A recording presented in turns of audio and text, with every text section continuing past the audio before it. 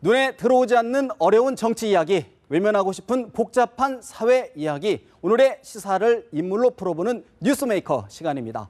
뉴스 1번지에서 새롭게 준비한 코너인데요. 오늘 첫 시간 함께 하실 세 분 모셨습니다. 정군기 홍익대 교수, 민영삼 포커스컴퍼니 전략연구원장, 노은지 경제부 기자 세 분 모셨습니다. 어서 오십시오. 네, 안녕하세요. 안녕하세요. 홍수처럼 밀려드는 정치 뉴스, 또 바람처럼 사라지는 사회 뉴스, 이런 사회 뉴스 속에서 오늘 첫 번째 뉴스메이커 누구일까요? 먼저 준비한 영상 보시겠습니다.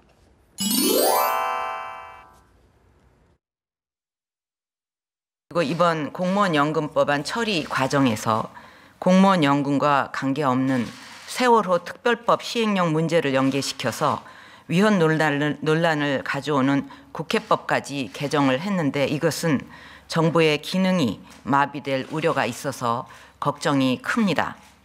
가뜩이나 국회에 상정된 각종 민생 법안조차 정치적 사유로 통과가 되지 않아서 경제 살리기에 발목이 잡혀 있고, 국가와 미래 세대를 위한 공무원 연금 개혁조차 전혀 관련도 없는 각종 사안들과 연계시켜서 모든 것에 제동이 걸리고 있는 것이 지금 우리의 정치 현실입니다.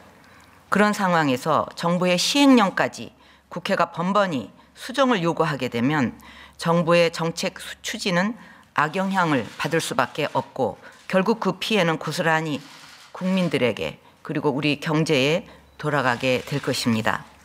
국정은 결과적으로 마비 상태가 되고 정부는 무기력화 될 것입니다. 그렇기 때문에 이번 국회법 개정안은 정부로서는 받아들일 수 없습니다. 정부로서는 이번 국회법 개정안 받아들일 수 없다. 박근혜 대통령이 오늘 10시 청와대에서 대통령 수석 비서관 회의에서 있었던 발언인데요.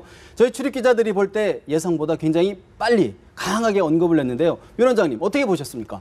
두 가지죠. 먼저 이제 이연의 소지가 있다. 네. 두 번째는 오히려 더 큰 이유인데, 행정부가 쉽게 말하면 일을 못한다. 네. 워낙 입법부에서 그 수정, 그 시행령을 매번 수정 요구를 해버리면은 일을 할 수가 없다. 근데 이 두 가지 다 복합된 건데, 우리 국민들이 바라보기에는 청와대하고 국회, 또 청와대하고 여당, 당청 간에 일종의 파워게임으로 비치는 그런 안타까운 측면이 있어서 좀 살펴봐야 될 것 같습니다. 그렇군요. 사실 정 교수님, 이거는 사실 좀 예견이 됐던 문제이긴 합니다. 대통령께서 어떤 형태이든 입장을 표명할 것이다 봤는데, 대통령이 강하게, 사실은 첫 날부터 강하게 입장을 표명한 배경은 뭐로 봐야 될까요? 배경 뭐 한마디로 그 행정부에 대한 국회 입법부의 어떤 그 지나친 그런 그 권력적 행위가 용납될 수 없다는 건데, 저는 뭐 예상을 못했습니다, 사실은. 대통령이 여러 가지 불편한 심기 속에서 대변인 통해서 또 김성호 홍보수석 통해서 위헌 얘기도 하고 했지만, 이렇게 오늘 아침처럼 국정 마비가 와서 받아들일 수 없다 해서 거부권을 강력하게 시사했는데, 여러 가지 형편을 생각하면 대통령이 이런 얘기가 예상을 못한 거 아닙니까? 예를 들면 지금 총리 후보자, 황교안 총리 후보자 청문회 해야 되고, 그다음에 조혜진 수석 부대표가 여러 가지로 이제 미안했든지 경제 활성화하고 빨리 마련하고 통과시켰다, 이런 분위기였는데, 일요일 날 기자회견에서 그렇게 얘기했죠.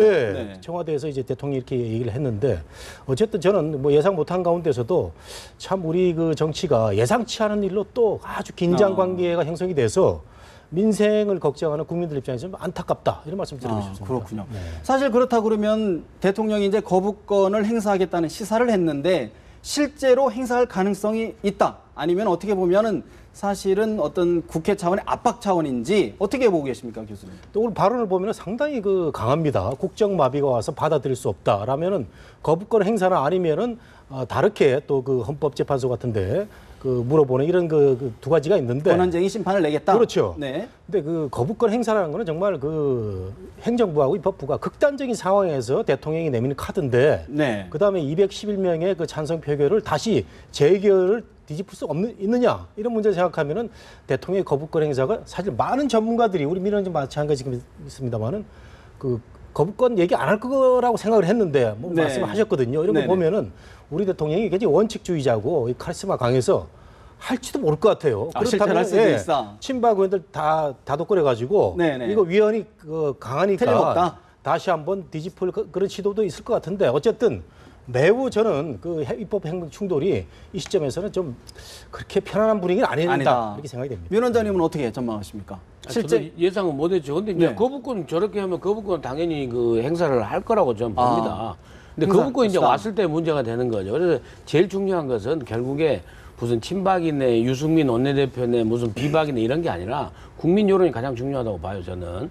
그래서 대통령께서 그걸 읽고 있지 않나 싶어요. 그러니까 워낙 그 국회가 행정부의 일을 하는데 발목을 잡으니까 특히 야권이 발목을 잡으니까 그걸 국민들에게 직접 이 거부권을 통해서 한번 호소해 보겠다. 그렇게 해서 이제 얼른 떠오르는 게 이명박 대통령 때 택시법 거부권 네, 행사 했죠. 있었지 않습니까? 그때는 사실은 국민들이 전부 다 거부권 행사한 걸 갖다가 지지해가지고 그 대통령이 사실은 국민 편에 서가지고 그 관철시킨 그런 그 경우가 있었는데 네. 이번 경우도 이 국회의 행정부 발목 잡기 네. 아무 관계도 없는 아니 공무원 연금법하고 정말 이 국회법 개정안이 세월호 조사일과장을 민간인으로 하나 검찰 사무관 하나 무슨 관계입니까? 여기 오기 전에 오직 했습니까? 문영표 복지부 장관 A만 그전에는 또 법인세 인상 그전에는 또 국민연금 그 명목소득 대체율 50% 네. 해가지고 전혀 관계없는 것을 계속 기업 발기로 발목 잡으니까 이 부분을 대통령이 직접 이렇게 국민에게 호소한 게 아닌가. 근데 그런 측면에서 여당이 굉장히 지금 곤혹스러워졌죠.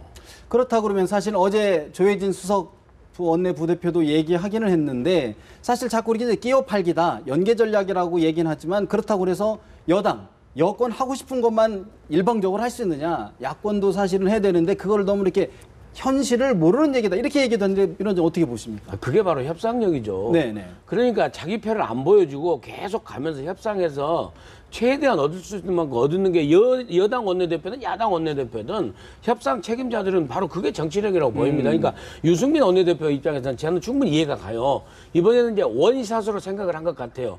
이 시행령을 그 수정 요구를 열어주면은 이 세월호법 시행령이 한 건에만 미칠 줄 알았는데 야당이 기다렸다는 듯이 전부 다 시행령 리스트를 네, 작성해버리니까 그렇죠. 네. 완전히 말려들어서 이게 사실은 청와대를 더 악화시킨 게 아닌가. 어제의 야당이 막 전부 다 강기정 정책위원장부터 해가지고 모든 시행령을 한번 검토해보자 해서 아주 문제가 있는 시행령을 다 리스트 작성해버린다고 하니까 네네네. 이 청와대 행정부에서는 가만히 있을 수가 없죠. 그래서 그런 측면이 좀 있었던 것 같아요. 정 교수님은 어떻게 보십니까? 뭐 여러 가지 그 측면을 고려한다고 하더라도 이렇게 그 입법부하고 행정부 대통령이 충돌하는 상황을 또 겪게 되는 저는 국민의 입장에서 정말 편치 않다. 네. 유승민 원내대표가 협상을 잘 못한 부분도 있는 것 같아요. 공무원 연금법 그 개정안 통과시키면서 왜 혹 같은 끼어 팔기 같은 그런 국회법 개정안을 그 합의를 해줬는지. 네. 근데 또 유승민 원내대표 입장에 생각하면은 시한은 쫓기고 계속 정부 여당에서는 빨리 그 공무원 연금법 빨리 그 통과시켜가지고 지금 뭐 재정 그 줄여야 된다 이렇게 얘기한 거 아닙니까? 네. 쫓기다 보니까 야당의 입장을 들어줄 수밖에 없었는데 그래 저는 이 원내대표의 위상과 역할이 뭐냐라는데 항상 그 캐치마크를 달게 되는데 네. 유승민 원내대표가 어제 오늘 계속 뭐 정말 매를 맞고 있습니다. 매를 맞고 있는데 사실은 원내대표하고 대표 이렇게 그 투톱으로 나눠지는 정치 체제는 우리나라밖에 없는 것 같아요. 일어나야 되는데. 그렇죠. 이게 그 선진국은 말이죠. 원내대표가 리더입니다. 원내대표가 당대표고 이렇게 해서 그 마지막 협상의 최종 권한을 갖고 있는 사람이 원내대표인데 우리는 약간 어정쩡한 모습이란 말이죠. 이번에도 유승민 원내대표가 야당하고 어려운 입장을 마무리하는 과정에 최종 판단은 또 김무성 대표가 또 했던 것 같아요. 그때 그 보도를 보면 연합뉴스 보도를 보면은 네. 율사들한테 물어봤다는 거예요. 이거 어떻게 하냐 위원 소지가 있냐 그랬더니 괜찮다. 장윤석, 홍일표, 여상규 이런 분들이 여상규 그는 또 반대를 했다고 하는데 네. 분들이 위원 소지보다는 뭐 괜찮을 것 같다 전반적으로 이렇게 괜찮다. 조언을 예, 해가지고 예, 예. 김무성 대표 통과시켰다고 하는데 오늘 또 김무성 대표는 입장이 좀 달라진 것 같고 네. 어쨌든 같은 당의 원내대표가 협상하는 데에서 너무 이렇게 매를 가하는 듯한 모습은 저는 또 이게 어떨까라는 생각을 또 한번 해봅니다. 네. 근데 오늘 좀 전에 이제 석간에 난 보도 중에 하나가 지난 5월 초에 국회 운영위원회를 열어서 국회법, 행정입법법에 대한 개정 요구에 대해 논의를 했는데 위헌이었다라고 결론을 냈다는 그 보도가 있었습니다. 민 원장님, 이건 어떻게 봐야 됩니까? 위헌이었는데 예. 야당의 협상 대상자들이 바뀌면서 이게 통과돼 버렸다는 거예요.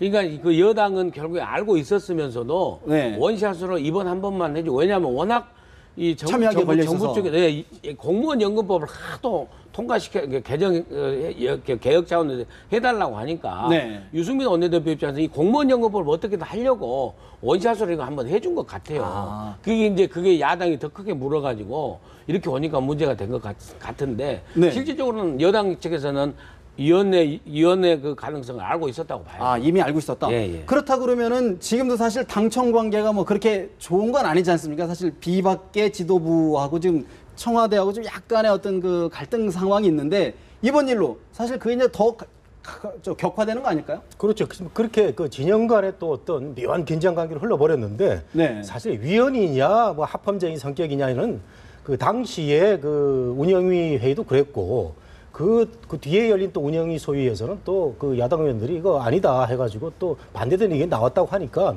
저는 개별 의원들마다 다 생각이 다르다고 생각돼요. 네네. 박범계 의원 같은 경우는 야당인데도 이번에 반대했지 않습니까? 그렇습니다. 예. 그런 거 생각하면 이제 개별적으로 의원들이 다 생각이 다른데 어떻게 이제 정부 쪽 입장을 그 친박계 의원들이 대변을 하고 있는 입장이고 네. 또 국회 여당 쪽 입장은 또 비박계 의원들이 주도를 하고 있는 모습인데 저는 그 유승민 원내대표가 조금 그 이번에 협상을 하면서 그 당의 또 친박 최고 자장인 서청원 의원한테도 얘기를 많이 들어보고 네네. 또 김무성 대표하고 또 원활히 소통을 해가지고 청와대의 그 어떤 그 움직임을 좀 더 그 면밀하게 파악을 해가지고 최대한 이런 그 후폭풍이 일어나지 않을 정도의 협상력을 가져갔으면 어땠느냐 이런 아쉬운 점이 나서 그렇군요. 오죽하면 오늘 그 저 서청원 그 같은 그런 노련한 정치 지도자 같은 분이 이거 좀 문제가 있는 거 아니야라고 질타한 거 아니겠습니까? 그렇군요. 그런 점 아쉽죠. 네.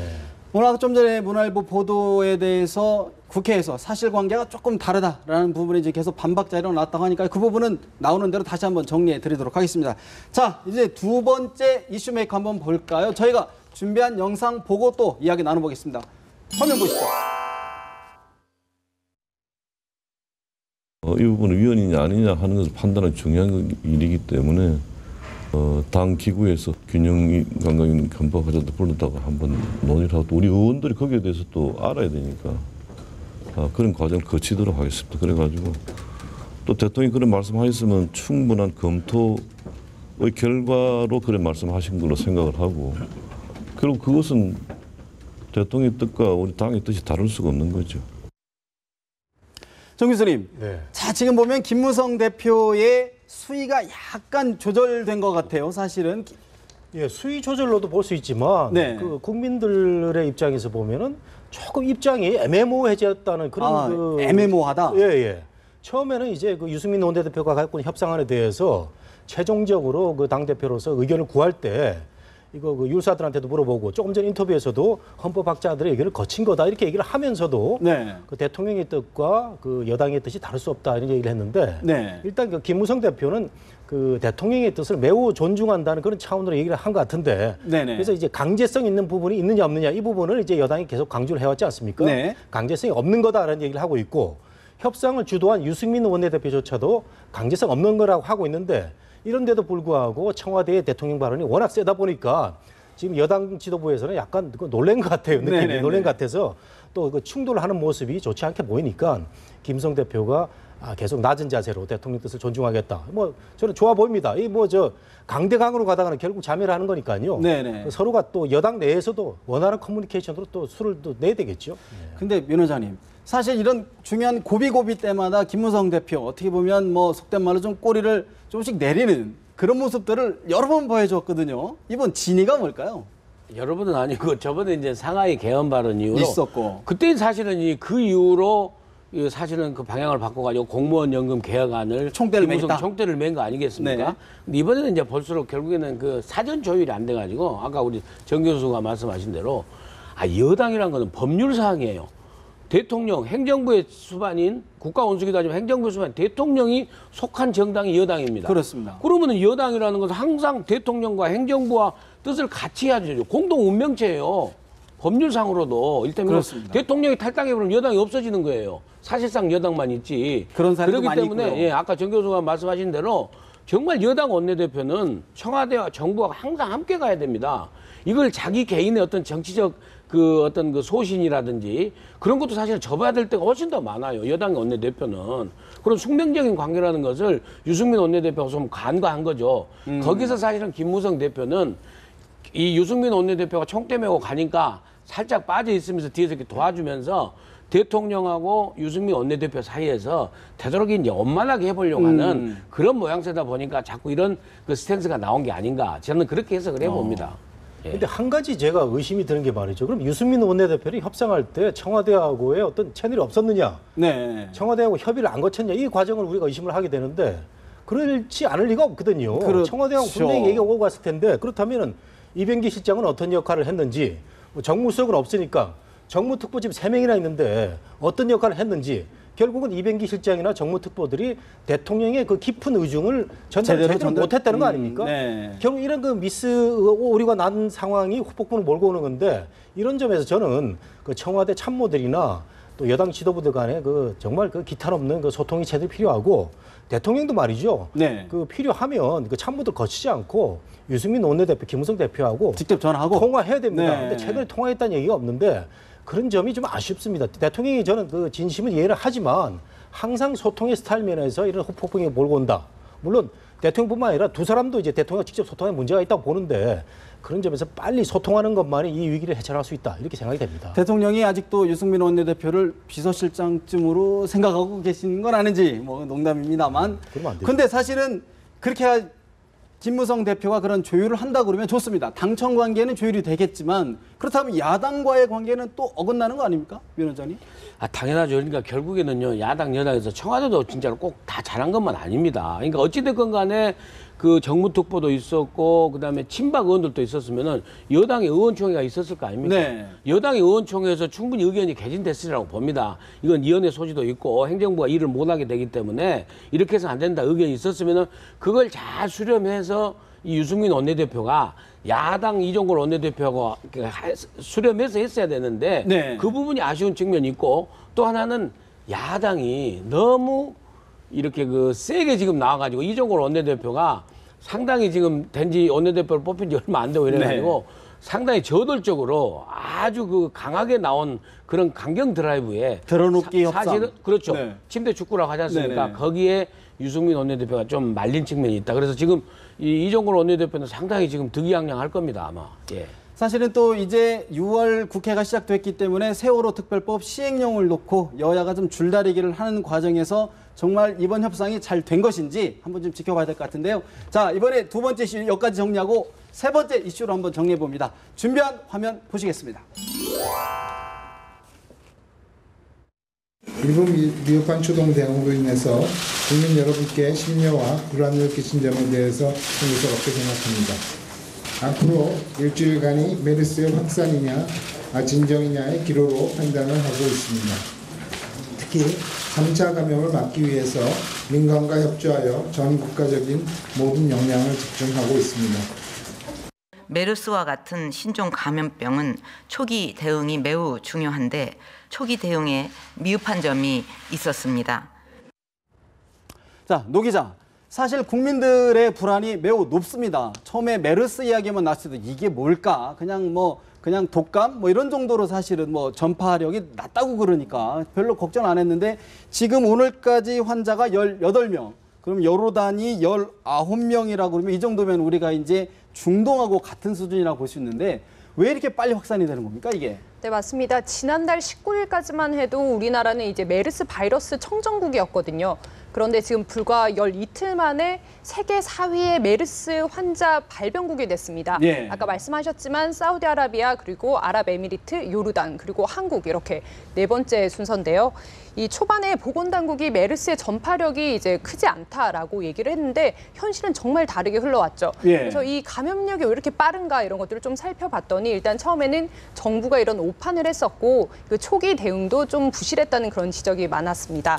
그리고 이제 감염 경로를 두고도 말이 많은데요. 예. 그 같은 병실을 쓴 환자뿐만 아니라 같은 병동에 있던 환자들도 지금 뭐 이제 감염이 된 상황 아닙니까? 병실이 아니고 같은 병동입니다. 그렇죠. 그래서 이제 공기 전파까지 이뤄지는 게 아니냐 이런 뭐 얘기가 끊임없이 나오고 있는데요.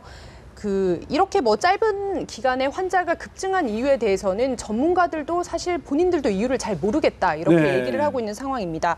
그래서 보건당국과 전문가들이 여기에 지금 조사를 벌이고 있는데요. 이 이유가 밝혀져야지만 나중에 비슷한 상황이 오더라도 또 이런 최악의 사태를 막을 수 있기 때문에 현재 이제 민관 합동으로 조사를 진행 중입니다. 그렇군요. 네. 사실은 그런데 이제 궁금한 것은 여기까지 그렇게 됐다. 그럼 어쩔 수 없다. 그런데 이제 앞으로 더 확산될 것이냐, 확산이 안 되고 잡힐 것이냐, 이번 주가 고비라던데 그럼 어떤 이유 때문에 이번 주가 고비가 되는 건가요? 네, 말씀하신 것처럼 보건당국이 이제 이번 주가 메르스가 뭐 진정될지 아니면 확산될지 고비라고 이제 얘기를 하고 있는데요. 그 첫 번째 메르스 환자가 확진 판정을 받고 격리 조치된 게 지난달 20일입니다. 네. 그리고 지금까지 알려진 바로는 이 2주가 최대의 메르스 바이러스의 잠복기라고 하는데요. 그러니까 그 2주를 따져보면 그게 이번 주 수요일입니다. 3일이죠.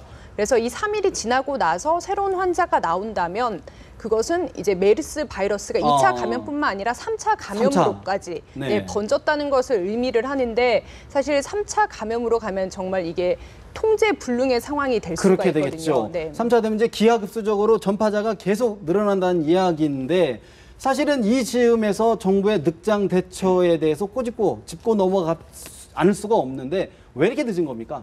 너무 안약에 대응한 건가요? 어떻게 한 겁니까? 네, 말씀드렸다시피 이제 신종 감염병의 경우에는 정보가 굉장히 제한적입니다. 그래서 이제 정부가 처음에 이제 기존에 알려진 것만 가지고 판단을 하다 보니까 오판을 했었고요. 그 다음에 이제 안이한 대응을 했습니다. 지금 이제 격리 대상자가 682명으로 늘어났는데요. 초반에는 정말 적었습니다. 그래서 감염된 환자, 첫 번째 환자를 빼면 17명인데 그중에 11명이 그 정부의 초기 격리 대상자 안에 포함이 되지 않았던 포함이 안 됐다. 안 됐던 네, 그런 사람들입니다. 그리고 이제 뭐 앞에 많이 지적들 하셨지만 뭐 의심 환자가 중국으로 아무 제약 없이 출국한 경우도 있었고 환자가 검사를 받고 싶다고 했는데도 정부 쪽에서 기준 미달이다라고 해서 이제 내친 경우도 있었고요. 네.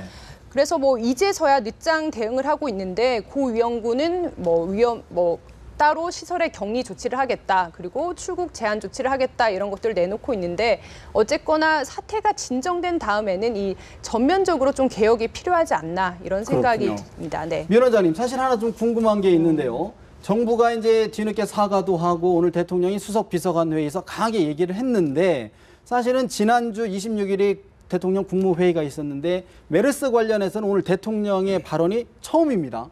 네. 그럼 좀 대통령의 발언이 좀 늦은 것 아니냐 이런 얘기도 있는데 어떻게 보십니까?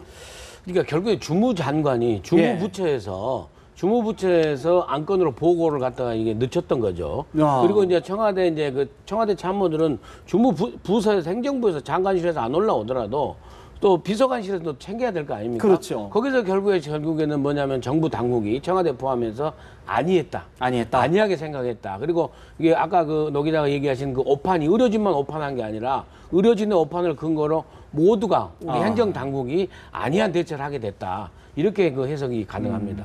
정 교수님, 사실은 오늘 대통령 그러니까 대통령 수석 비서회의에서 한 해프닝이 있었는데 박 대통령이 오늘 10시 회의에서 최종 확진 환자가 15명이다. 이렇게 말씀을 하신 겁니다. 사실 근데 오늘 아침 새벽에 18명으로 늘었는데 그게 단신 실수일까요? 아니면은 보고 체계가 또 어떤 뭐 허점이 있는 걸까? 어떻게 보십니까? 뭐 단순 실수라고도 볼 수도 있고 네. 그 사이에 3명이 늘은 건 사실 또 긴급한 혈안 근데 아침에 숫자인데 6시 했는데 예. 10시 회의 때까지도 숫자가 수정이 안 됐습니다. 그래서 이게 공무원들의 안일한 그 태도죠. 제가 항상 그 관피왕이 박근혜 대통령 책임도 있어요. 공무원을 너무 좋아하는 대통령이 그 박근혜 대통령 아닙니까? 네. 그래서 공무원 개혁이 가장 그 필요한 그 시점에서 제대로 됐느냐. 네. 이번에도 책임 소재를 따지면은 대통령이 오늘 얘기한 게 늦은 게 아니냐라고 하는데 대통령이 뭐 다 할 수는 없고 문영표 보건복지부 장관 같은 경우는 제 생각에는 그 뭡니까 공무원 연금 개혁할 때 세대 간 도적질 네. 여기 뭐 해명하느냐 안 하느냐 이 때문에 초창기 판단이 좀 늦은 것 같은데 가장 큰 문제는 저는 질병관리본부라고 봅니다. 확실하게 책임을 지고 있으면서 이게 정부의 한 부처거든요. 그 차관급 본부장이 있는데 질병관리본부에서 메르스라는 그 질병에 대해서 무지를 했었고 네. 그 해당 병원에서 그 단독 격리 수용 안 해가지고 이렇게 그 확산된 것 때문에 네. 어떤 뭐 대통령의 그 뒤늦은 그런 거보다는 그 공무원들 각자 맡은 그 소임에서의 네. 어떤 그 경각심, 긴장감 이런 게 이게 떨어지다 보니까 이렇게 그 확산이 됐는데 전반적으로 세월호 이후에 우리 국민이 그 공무원 사회에 요구하는 게 뭡니까? 그 긴장감 개혁 아니겠습니까? 공무원들 정말 그 좀 신경 좀 써야 될 것 같아요. 알겠습니다. 사실 문영표 보건복지부 장관 이번 일로 백척간두에 섰다는 분석이 많은데요. 좀 더 지켜봐야 될 것 같습니다. 오늘 여기까지 듣겠습니다. 말씀 고맙습니다.